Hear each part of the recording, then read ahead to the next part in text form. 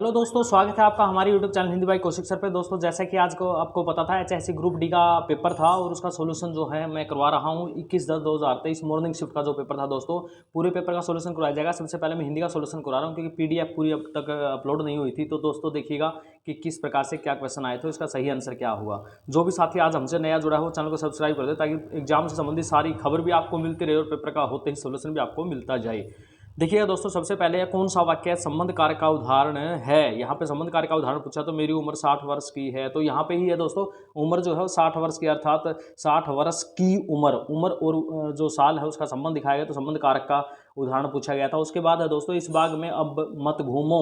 इस वाक्य में रेखांकित पद का सर्वाधिक उपयुक्त पर्यायवाची क्या होगा। बाग, बाग का पर्यायवाची आपसे पूछा गया तो वाटिका होगा दोस्तों, क्योंकि वाटिका, बगीचा, बाग ये पर्यायवाची होते हैं। तो ऑप्शन 1 इसका बिल्कुल सही रहेगा और ऊपर वाले का भी क्या था, ऑप्शन 1 ही था। उसके बाद चलते हैं क्वेश्चन नंबर 68 दोस्तों। अक प्रत्यय के योग से बनने वाला शब्द इसने पूछा है कि कौन सा है। नर्तक में तो अक प्रत्यय जुड़ता है, लेखक में भी अक प्रत्यय जुड़ता है, दैनिक, यहाँ पे दैनिक में इक प्रत्यय जुड़ता है दोस्तों, क्योंकि गायक में भी अक प्रत्यय जुड़ता है। तो दैनिक हमारा बिल्कुल सही आंसर हो जाएगा था, तो ऑप्शन 3 हमारा सही हो जाएगा।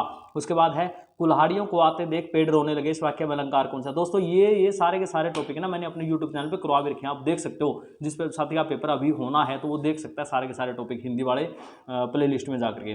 कुल्हाड़ियों को आते देख पेड़ रोने लगे, वाक्य अलंकार की दृष्टि से कौन सा है। अभी आपको बताना है कौन सा है। कुल्हाड़ियों को आते देख पेड़ रोने लगे, तो मानवीय का अलंकार हो जाएगा, क्योंकि दोस्तों यहाँ पे पेड़ को रोते हुए बताया गया और यहाँ पर अर्थात सजीवों के गुण निर्जीवों के ऊपर डाले गए हैं, आरोपित किए गए। और मैंने कहा था हिंदी भाषा में जो वनस्पति है उसको भी निर्जीव की तरह ही प्रस्तुत किया जाता है, तो यहाँ पे मानवीय का अलंकार होगा। उसके बाद देखिएगा दोस्तों, नेक्स्ट क्वेश्चन है, दिए गए किस विकल्प में वाक्य का शुद्ध रूप नहीं है। ये कह रहा है नहीं है जहां पर, ठीक है, तो वो ढूंढना है।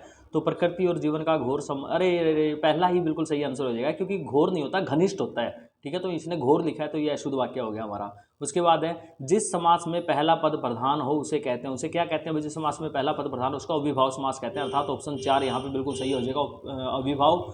और इसका अव्यय ही प्रधान होता है, वो सुन लीजिए जिसका आगे पेपर है, इसके बारे में और क्या पूछ सकता है। अव्यय प्रधान होता है, समस्त पद भी इसका अव्यय बनता है। उसके बाद है, दिए गए किस विकल्प में वर्तनी का शुद्ध रूप है। शुद्धिकरण बिल्कुल शुद्ध रूप है, क्योंकि उज्ज्वल गलत है, मूर्त बाकी सारे गलत है दोस्तों, शुद्धिकरण ही शुद्ध है। उसके बाद चलते हैं, रात और संध्या के बीच की वेला। रात और संध्या के बीच की वेला को गोधूली बोलते हैं दोस्तों, ऑप्शन सही हो जाएगा 1, पहला ऑप्शन बिल्कुल सही हो जाएगा इसका, ठीक है। तो लगभग एक ऑप्शन ही सही मिल रहा है अब तक तो सभी क्वेश्चन का। नी प्लस आशा के योग से बनने वाला सर्वाधिक उपयुक्त शब्द क्या होगा। निराशा बनेगा दोस्तों, ये 3 है, ऑप्शन 3 में निराशा शब्द दिया हुआ बिल्कुल सही बनेगा 74 का। अब 75 क्वेश्चन की बात करते हैं। बहती गंगा में हाथ धोना आप सभी को पता ही है किसे कहते हैं, कि अवसर का लाभ उठाना, अर्थात ऑप्शन 3 आपका बिल्कुल सही हो जाएगा। ओके दोस्तों, बेस्ट ऑफ लक। पूरे पेपर का सोल्यूशन देखने के लिए बने रहे हमारे यूट्यूब चैनल से, सब्सक्राइब कर दीजिए आज। Okay, thanks.